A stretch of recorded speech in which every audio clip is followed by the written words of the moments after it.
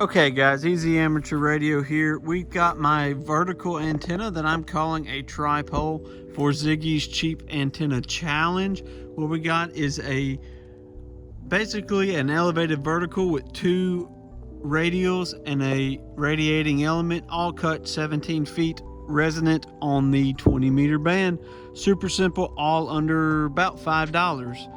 So once you include the BNC binding post with the wire, you come in just under $5.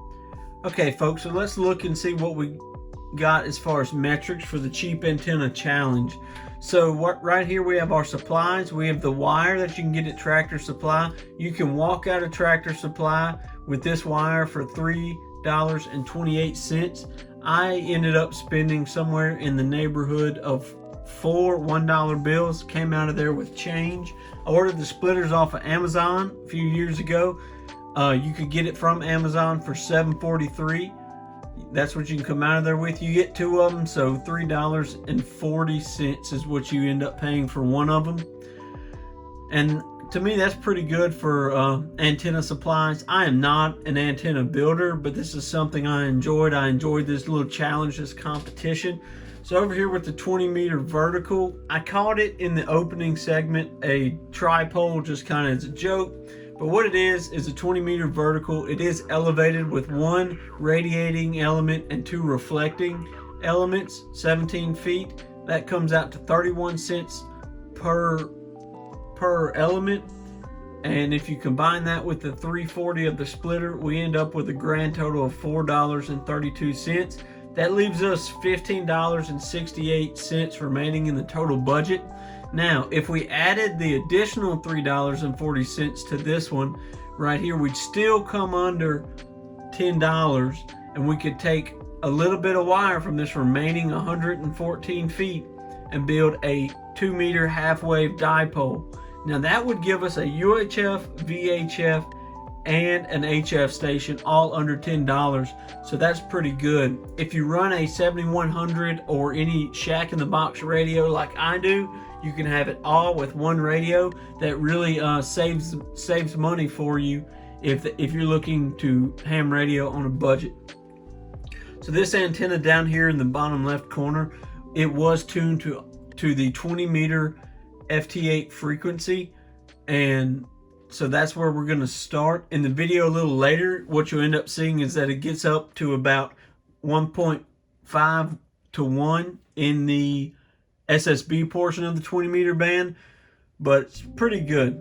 So right here I have a separation between elevated and ground, and what you're looking at with these is, I think it was something in the near field messing with this. So once I elevated the antenna about 6 feet, without adjusting anything, it came to 1-to-1. It was 2-to-1 on the ground, which is workable, but the 1-to-1 that's elevated is really what we're looking for. So it is resonant. And then on 15 meters, you can see that with it elevated, it was 3-to-1 SWR, same on 17 meters. And then we got to 10, it's somewhere around a 1.5 to 1.7 to 1 SWR, which is pretty good. Now, I did not tune for reactance or anything like this. I did this as cheap as I could, the same way somebody starting out in ham radio would. The cheapest antenna they could build with just the SWR meter on their radio. So that's exactly what I did. But if that ham had a tuner, all of these are tunable. When you get above 20 meters on the 40 meter band and the 30 meter band, I had a lot of trouble getting out. I just could not make a contact work. So that's kind of what we're looking at. That 20 meters and higher is what you're looking for. And we'll jump down here to the whisper reports. This is kind of crazy right here, but you can see, we'll look at these top few, the distance wise. These are all VK contacts that I ran on whisper, and there are some that repeat. I ran this throughout the day, several times, different parts of the day, but you can see I got a lot of that up top. I've got somewhere around that 9,000 mile range, and that gets you down into VK, so that's New Zealand and Australia. But let's sort it out. We're gonna let this load and we're gonna sort it out to kind of what it looks like on the other end. So we want to sort from smallest to largest. Now I just exported these numbers from Whisper, and my computer wants to be a little slow today. Okay, so it's pulled up. So we see with the elevated one, not too far out of the grid that I am near. I do have obscurity on, so this is not the actual grid that I'm in, but so right at 200, 300 miles is the first hop where people first started hearing this antenna. Not a bad little hop, definitely not an invis antenna, but in a pinch, you would be heard pretty close. So we can just scroll a little bit and see what it looks like. There's probably 600 or 700 reports on here, so that's kind of what we're looking at. So they're anywhere from that 9,000 mark and down. Now that was with it on the ground. This is with it elevated. Pretty interesting, about the same results, not much different. There wasn't a tuner ran with this one. You can see the grids right here that I've been heard in. That's that VK Australia, a little less Australia. I think that has to do with the number of times that I ran this, but you see that 9,000, and then we kind of somewhere around that 1,000 to 200 mile, that 1,000 to 2,000 mile range is where we kind of hang out.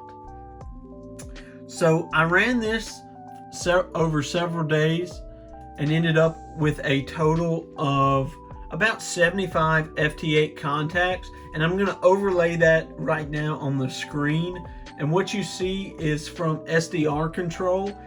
I like to use SDR control for my 705. However, what I really like is this mapping feature that it shows. So what you see is all my contacts with this antenna on a map. You can see there's one DX contact, but that looks pretty good. I would like to caveat that this was ran with 10 watts on the ICOM 7100, and the reason for that is during the contest I wanted to make sure that I was very consistent and not running 100 watts and having somebody else only be able to run 10 watts. So we decided to knock it down to QRP level, and that's why they're, in my opinion, so few contacts for the amount of time that I ran this. But this thing really did get out. Ontario, Norway, located just south of Cape Kennedy, on the east coast of Florida. And I'm not sure where you are, so why don't you tell me, I'll play with my wire antennas a little bit. I've got 3 or 4 of them up in the trees and see which one works the best. So back to you, KC3, JS, WZ4G. Okay, Don, very good, WZ4G. Jim clear. All right, thanks a lot for the contact today. You have a great day. 7-3. David and CBR parked on the artillery then. Kilo India 5 Whiskey Echo Sierra. Echo X-ray. Kilo Yankee 4, is it Juliet Echo X-ray? Kilo Yankee 4, Romeo Echo X-ray.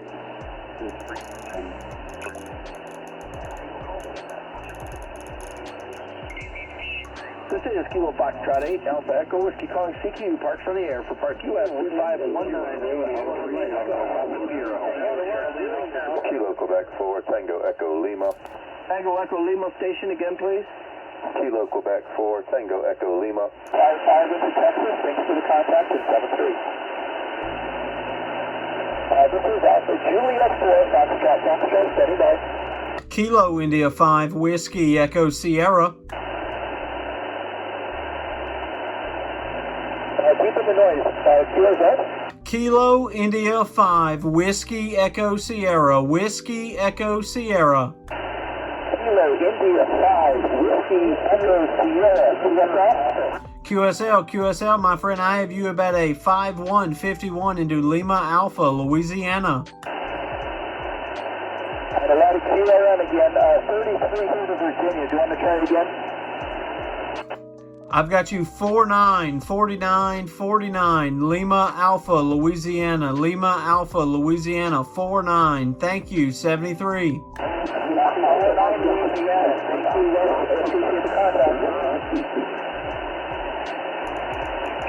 And we got our full through here, and I'd like, as I say, I'd like to thank the third period first. There you go, folks. With $4, you can get this little twisty tie from Tractor Supply with a metal interior on it, and you can have yourself a nice little cheap antenna.